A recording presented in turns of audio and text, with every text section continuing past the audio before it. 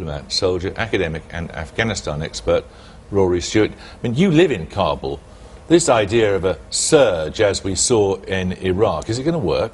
I don't believe so. I believe we lack the political support in Afghanistan. The surge in Iraq didn't work just because of troop numbers, but because of political parties, which we don't have. So, it's just doomed, is it? I think, basically, in Iraq, the secret lay with Iraqis. Mass political base, dynamic Baghdad government. In the absence of that, it doesn't matter how many troops you put on the ground, you're not going to be able to solve this insurgency. All right, let's look at it at a military level. This clear and hold strategy, I think that's what it's called, isn't it, in Helmand province? Is that going to work? Well, it's not a strategy. I mean, it's a tactical ploy. And that's my problem, that we have a lot of tactical ploys. We try various things. What we haven't really got is a strategy that takes us beyond a list of things that we want to do and linking that up to what happens on the ground. And I have profound doubts about whether we can ever turn Afghanistan into some 21st century state. I don't think we can do it. I think it's beyond us. And we should settle for some goal well short of that. What do you think the goal should be at Butler? This is my point earlier, but the goals have changed very radically since 2001 and 2002. So what is it? What should be right now? We should be more realistic of what the art of the possible is. Well, what is possible? That we have a more stable situation there. It is not a safe haven for Al-Qaeda and extremist terrorism, and that there is opportunities through investment of the international community into the economy, into jobs, that we can make Afghanistan not the 6th poorest country in the world, but somewhere in the 10th or 15th. This is not what the Prime Minister is telling us. He's going on about creating a coherent Western-style democracy with gender rights and all the rest of it. I mean, you know, is that feasible, Rory Stewart? You live there. So I actually believe even the creation of a stable, effective state driven by the United States and its allies is not feasible. That might emerge over decades driven by Afghans, but this idea that we can somehow engage in state building is itself a mistake. How does it seem to you, Ali Jalali, as an Afghan? Well, I think it is obviously after 30 years of war in Afghanistan and violence, the transition of Afghanistan from conflict to peace is a state-building challenge. And yes, Afghanistan cannot be turned into full-fledged democracy overnight, but it is feasible to have a government that can control its territory and win the trust of its people and protect population. In any Islamic country, I think the legitimacy of state has two major pillars. That is protection of people, security, and justice. And in order to do this, you have to control the territory. And the military operations should provide that space, and then it will take time for the government to establish itself. Otherwise, there's no shortcut, there's no quick solutions. You seem to be suggesting, Rory Stewart, that that is an absolutely unfeasible objective. I can see no evidence over the last 7 years that we're getting anywhere close to it. I can't see why the next 7 years is going to be any different. I would propose that that's an Afghan task over decades, and that we, the United States and our allies, should focus on counterterrorism and on development, and should move out of the business of state building.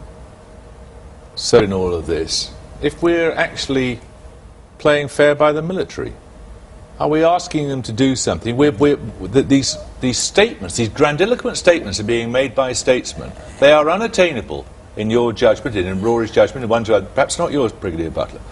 But they're unattainable, and we're asking young people to risk their lives in pursuit of something we know. Of course we are. That's not fair. The military are being given a poorly defined strategic task and are carrying out as best they can with inadequate equipment. We are not being fair to them.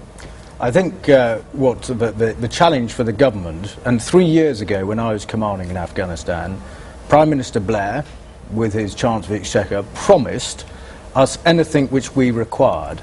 I look now 3 years on when that same promise is being made now by the Prime Minister of how much has actually been invested in it. Because my hypothesis is that if you set realistic, and I think we're agreeing here, realistic aims and objectives, the bar is much lower, and then you resource it, the military will be able to deliver that. At the moment the bar is too high for the military to achieve that. So you would share those views that the military are not getting what they need then, haven't got helicopters, they haven't got the troop numbers they need and the rest of it? And in terms of the helicopters, no, there has not been an increase in helicopters. I've been on the record consistently from 05 and 06, 2006, that we needed more helicopters, because as Colonel Stewart said on your interview, without the helicopters, sufficient helicopters, you become predictable, you're injecting more risk into your operations, you can't outwit the enemy. But this is a corrosive thing, because it doesn't just affect what happens in Afghanistan. Once the military start to feel that they're being asked to do things and they're not given the resources to do them, that could affect the whole way the military operates. What do middle-ranking officers think about this? The military's been doing too much with too little for a long time. I mean, Afghanistan is the latest symptom of this. And what we have traditionally done is had a foreign policy appetite which is rather bigger than our military purse. So we traditionally underfund the military. What's now happened? Why this is a defining week? This is a defining week because we have woken up to the fact that we are actually at war. Now, whether we should be or whether we want to be is neither here nor there. We are, and we are now paying the price for a military which is underfunded for this sort of operation. Rory Stewart. So, in essence, we should not pretend to do more than we can do. The reason the government is not resourcing this is that, in some level, they don't really believe in it. If the military says we need another 10 or 20,000 troops, the government's not going to give them 10 or 20,000 troops. They're looking for an elegant way out without offending the United States. And the reason why this is a tragic situation for the military is the military and the government has bitten off more than it can chew, and people will continue to get killed until we recognize that we've taken on too much. And if I said to you, you're a defeatist? I would say ought implies can. You don't have a moral obligation to do what you cannot do. Ed Butler. I go back to when, if you set realistic objectives, you resource those objectives and military. So the military did not bite off more than due. We, and I was part of that, said very clearly that the challenges of a terrain, what the enemy was like, and what the problems of air and aviation were going to be. We made that message very clear from a word go. Ali Jalali, how does this talk seem to you as an Afghan? Yes, I think it makes sense to me. I think we have to realize that in the past several years, it was a complicated situation. We set a very ambitious objectives, but did not provide the means to achieve this. So therefore, we were reacting to situations. You know, look at the 2006, 2007, these platoon houses that you had. They were small, isolated, without support, without sufficient means. They were isolated. There was a small Dien Bien Phos here and there. And then after that was a change and the patrolling started, it was not possible to hold territory. So always it was reaction to situation. The reason that, yes, today we see that it's not working, but this is not because it's not workable, it is not possible, because we did not do the right thing in the past 6 years, and we are doing the reality check now. Let me ask you, Rory Stewart, are the institutions of the Afghan military and police capable of filling the void that might be left if there was the sort of withdrawal? They're certainly not capable of fulfilling the kind of role which the United States military is currently undertaking. But I think it's perfectly plausible that Afghanistan can continue to become more prosperous, stable and humane very slowly. I mean, this is one of the very poorest countries in the world. It's a country like Nepal or Somalia. You could expect in 30 years' time to go back to Afghanistan, and if you're lucky, may have delivered the state institutions of Pakistan.